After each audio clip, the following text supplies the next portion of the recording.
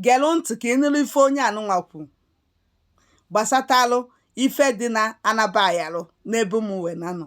Gee ntị ka ịnụ ya. Ịbịa ikwu na ọsị na die ọkwa ka i wee fuo fanụsịa anụmanụ nwoke be anyị fa apụta na-achụkwakwa anọdụ anụmanụ nwanne anyị nwoke ga-efe anyị ejekwelikwu nakwurukwa ha.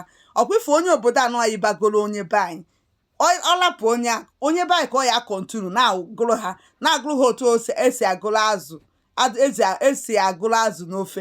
Ọ gụrụ onye nke a tasịa ya ọ desa, jegurukwa onye ọzọ tasịa ya desa, jegurukwa onye ọzọ. Onye ọbụla gabagolo ana witi nwoke be anyị witi anụmanụ nwanne anyị nwoke n'obodo a agabago witi anụmanụ nwanne anyị nwoke ụmụ nwaanyị obodo.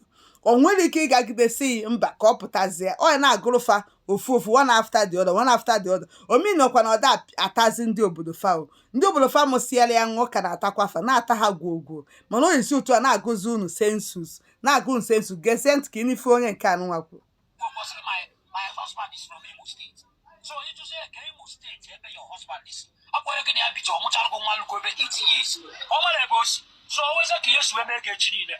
Because but also much na papa has Imo State. Upmas but Imo State, if you don't want to say Anna papa, that's no Imo State goes. I'm not going to depend that.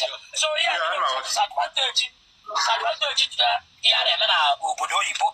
Yet I go back to social south here and my another country. Oh, my cousins now. I'm American now. I look at Monica more than 30 years. Now America won no private school. Almost I'm almost there. Oh, I need to China there.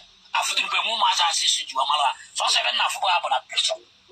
Oh, once cut your barrier so Papa went at that for last. So you know, take Umas are on lost generation. It's a lost generation. Because Umas are already as Nigeria again. And their father go old. So now their father plan now go to where not a poor man's and so not as a night. Just if you was ifuge no lost generation onye nke na ọ bụrụ sọ ebe a ka ọ na-eme ọ ife a na-agwa unu maka anabayalụ na-eje amụgheli ebe ọbụla unu pụtara emere unu ife eme ndị Igbo.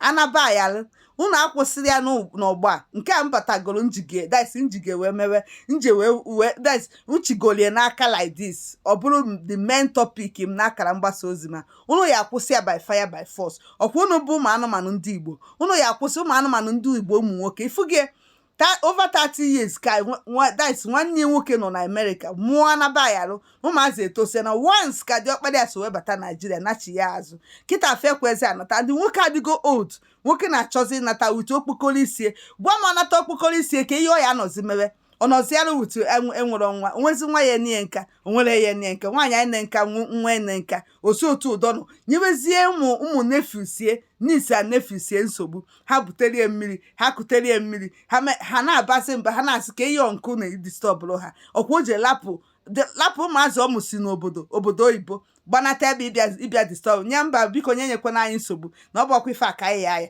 mgbe ọ na obodo oyibo ọ na-atụpụ onwe ife ọ na-emere anyị ọkwa ofesi na-azụ anabayalụ ife anabayalụ ọ bụrụ na o mebere unu ife n'ụwa unu anya mara ife anabayalụ emebere unu ife oke n'ezi onye nke a wuti eji ọ batazia osu otu adọnọzia ọ batazia ebe ọ karịsigo nke ebe olugo 70 years ọ ya anụ onye ka ọ ya amụ gịnị kedu ihe ọ ya amụzi ifugie a na-agwa unu okwu maka anabayalụ unu anara anụ ifuge nke nwaanyị obodo bụ inweta ọsị my former boyfriend bụ Nigeria na ọ bụ onye Imo si ọ bụ onye Anambra steeti ịchụzi ya kerezi ebe nke nwoke na ọsị na ọ marọ ka ebe afa be di ebi ọsị na ọ marọ ụmụazị kwana okposago ụmụazị nwoke anyị yarụgo naba ifulia ọlịnakwa na gị nwa bụ onye ofu anọda anụmanụ nwaanyị nwoke be anyị ọ gwago na die na ọya nwoke bụbu onye Imo bụrụ onye Anambra o bidokwa wuti gị nwa ozukwa otu akaụntụ kwa gopụ gị ya malụ na ife unu ezuzuziri